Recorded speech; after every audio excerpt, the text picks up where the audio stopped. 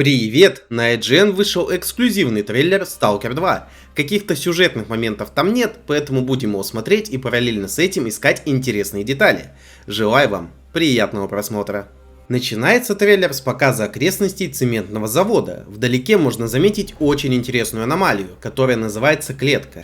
На первый взгляд может показаться, что это просто недостроенное здание, но не дайте себя обмануть, это очень опасная ловушка, выбраться из которой можно лишь с помощью правильно выбранных, еле заметных телепортов. Yes, but don't be fooled. Gunfire in the zone hasn't subsided for many years. Вы сейчас будете удивлены, но это село Капачи, которое уехало с станции Янов поближе к цементному заводу.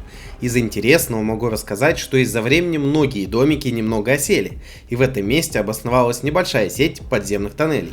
Давайте посмотрим описание оружия. Лавина, созданная на базе снайперской винтовки Винтарь. Эта штурмовая винтовка с глушителем обеспечивает эффективную стрельбу, не раскрывая позиции стрелка. Днепр, разработана для замены советского КМ-74 в подразделениях специального назначения. Эта украинская штурмовая винтовка используется не только военным спецназом, но и опытными сталкерами. Мы все так же находимся в окрестностях цементного завода, о чем можно судить по аномалии клетка.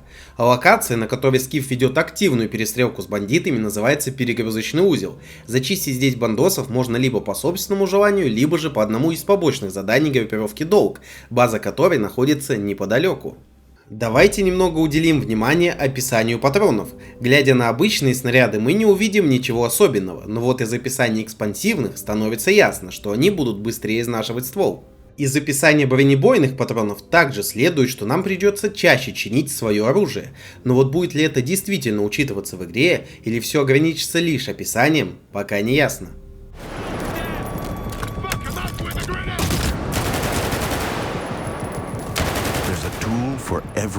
Перед нами восточный тоннель. Если кто забыл, именно там, в Злой Припяти, мы охотились на бюреров по заданию зверобоя. К слову, в Stalker 2 данная локация тоже находится рядом с цементным заводом. You can upgrade your best friend with various attachments found along the way, installing them on the go to adapt to the exact fight at hand.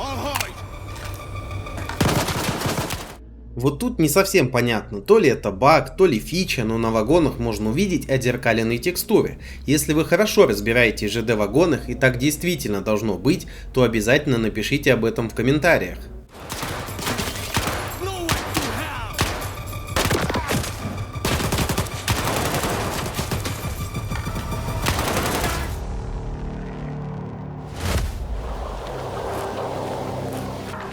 Мы переносимся на станцию Янов, где на момент событий сиквела обитает не Долг и Свобода, а совершенно новая группировка. Называется она Корпус Д, в общем, если без спойлеров, то просто Корпус. О ней, кстати, можно было узнать из демок на различных выставках игры, благодаря совету номер 16. Когда Варта прибыла в зону, у Коршунова было одно условие: либо вы все подписываете договор D4, либо мы идем на вас войной. Долг, Свобода, Корпус, Полдень — все подписали этот договор. Война группировок с тех пор утихла, но эго Коршунова по-прежнему велико. Трудно сказать, в чем именно тут заключается совет, но благодаря нему мы понимаем, что данная группировка уже довольно старая, ведь договор D4 подписывали перед провалом операции «Зенит», а это был 2013 год. Получается, что корпусу на момент Stalker 2 минимум 8 лет. И еще, несмотря на то, что данная группировка выглядит военизированной, она все же действует в зоне неофициально, ведь тот же МСОП, который заменил военных, никакой договор D4 не подписывал. Совсем забыл, похоже, что это логотип корпуса. Идем дальше. Перед нами уже третья официально представленная женщина в Stalker 2, и она будет техником. Во-первых, на входе есть вывеска «Мастерская», а во-вторых, Скиф проводит у нее апгрейд винтовки Днепр. Кстати, данная техничка, или как ее там будут называть местные, находится на все том же Янове, что и корпус, о чем можно узнать из надписи в КПК. Тут же можно приметить, что в игре присутствует уникальный пистолет Скифа. Я так полагаю, что это тот самый ПМ, который подводит главного героя в начале второй главы. Чем он будет отличаться от обычных пистолетов, пока не ясно, но в Злой Припяти был именной пистолет Дегтярева, который обладал повышенной износостойкостью. Скиф подходит к какому-то торговцу, кто это именно, я определить не могу, но по расцветке брони могу предположить, что это либо наемник, либо бывший полденец. Почему именно бывший? Потому что бродяга запрещает своим подчиненным торговать. Да им по сути и нечем. Как вам экран торговли? Многим он показался устаревшим, но лично я даже не могу представить что-то другое в Сталкере. Кстати, в дипдайве Скиф находил сдвоенный магазин на оружие в одном из тайников, но оказывается подобный обвес, по крайней мере на Днепр, можно будет и просто купить, причем весьма недорого. А вот и Припять, вернее контрольно-пропускной пункт на въезде в город. Некоторые игроки не поняли, почему название города не переименовали на украинский, но кто бы этим занимался, ведь по идее знак никто не трогал с момента аварии.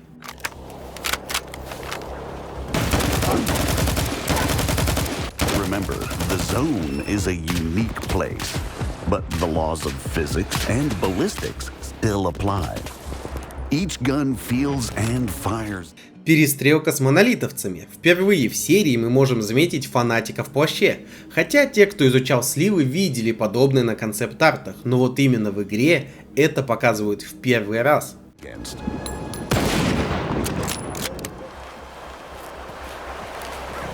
У одного из мертвых монолитовцев Скиф находит подствольный дробовик для снайперской винтовки. That's why, my friend, preparation is key to survival. But don't forget, this place is full of surprises. Давайте немного остановимся на данном радиальном меню. Внизу есть пункты, через которые можно достать детектор, убрать оружие, включить фонарик и даже переключиться на подствольник, что Скиф собственно и делает. Конечно, на компьютере для всего этого будут отдельные клавиши, и использовать данное меню вовсе не обязательно. Но игра делается в том числе и для консолей, а количество кнопок на геймпаде уж очень ограничено. Поэтому радиальное меню разработано по большей части именно для этих игроков, что нам и было продемонстрировано в дипдайве. The more you know the zone and expect the unexpected, the better your chances of living another day, exploring. Ну и самое главное, несмотря на то, что люди каждый день шутят про перенос, у меня, да и не только у меня в комментариях, игра все же выйдет 20 ноября, а уже 10 ноября, по заверениям комьюнити-менеджеров, игрокам начнут развозить физические издания игры.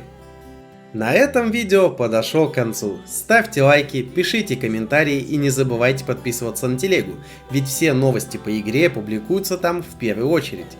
Всем пока! Ой, совсем забыл, судя по превьюшке трейлера, на северную городивню, это та, что повыше, с огненной аномалией внутри, можно будет залезть и насладиться красотами зоны. Теперь точно. Пока!